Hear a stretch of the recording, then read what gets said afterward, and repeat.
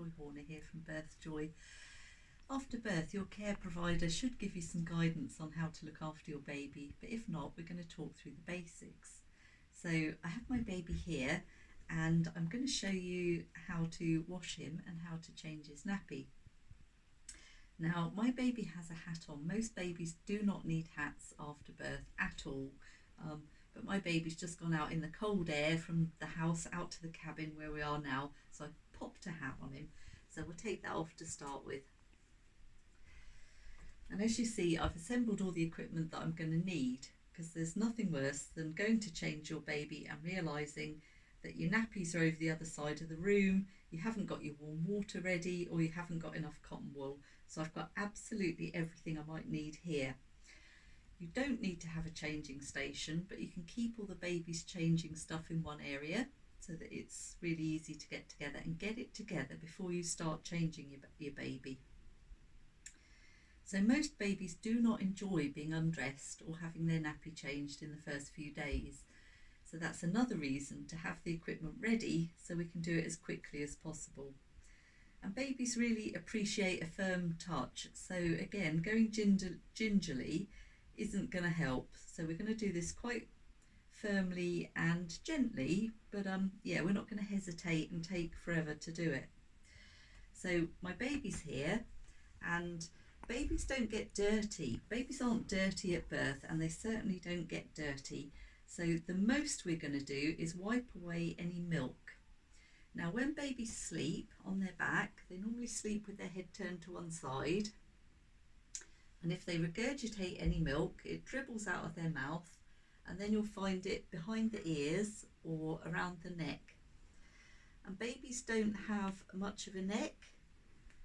They tend to just have creases. So to see under the neck, you might have to lift your baby up so that you can see right in the crease and make sure there's no milk gathered in there.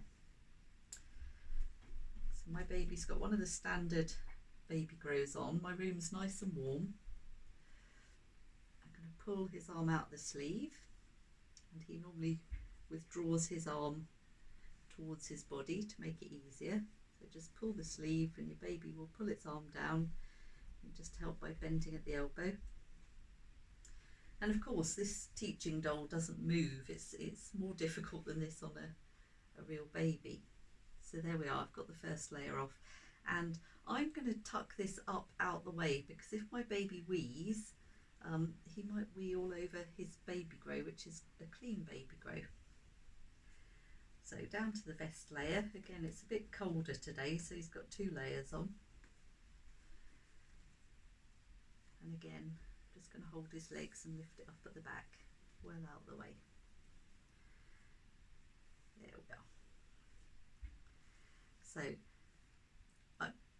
I'm just going to change his nappy, and I'll show you the washing the face in another clip. So I've got everything I need here. I have a look in the nappy. Oh my goodness, that looks like a bad one. Right, I'll get everything that I need ready. I'm going to moisten my cotton wool, and this is just tap water, not hot, not cold, just about blood temperature.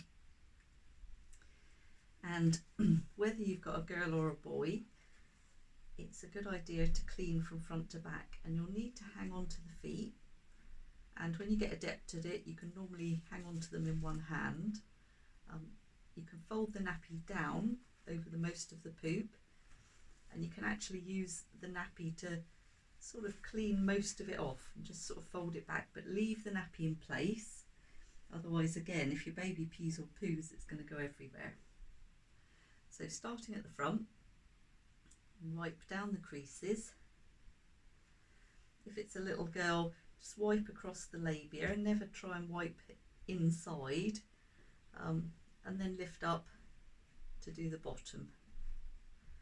And you can put the dirty ones in the nappy. Okay, so let's say she's all washed now. If it's a little boy, you've just got to move things around. There's just more to clean under. After you've done all that, dry thoroughly. Sometimes the cotton wool can get stuck in the creases. So some people like to pat dry with a flannel, and I did have one lovely daddy who used to blow his baby dry, which was absolutely adorable, but it would take forever, so I prefer patting or drying with cotton wool. There we are, so we've cleaned it all off. Baby's clean. Baby has its cord clamp there. We're not going to do anything with the cord, and as swiftly as we can, we're going to wrap the nappy up and replace it with the one that we've got ready already. There we are. Some people don't like lifting their babies up by the feet, particularly after about week 2, when your baby can get colicky type tummy pains, and some people think it makes it worse if we scrunch their tummies up. So you can always clean your baby at the front and then gently turn your baby to the side to clean the back. You don't have to scrunch their feet up, you can just clean them either side. If you've got a little boy, it's a good idea to keep the nappy on for as long as possible. It's quite normal for the baby to have a pee as soon as the nappy comes off. But there we are, we've got a little girl here, and there's the clamp on her cord, and I'm going to put the nappy below that cord clamp so the cord stays nice and dry. There's no need for nappy cream or anything in the first few days, or baby wipes or anything like that. Baby skin's so sensitive, it's just better not to use anything. So there we are, we have the nappy back on. We can now get baby dressed again. Let's roll baby.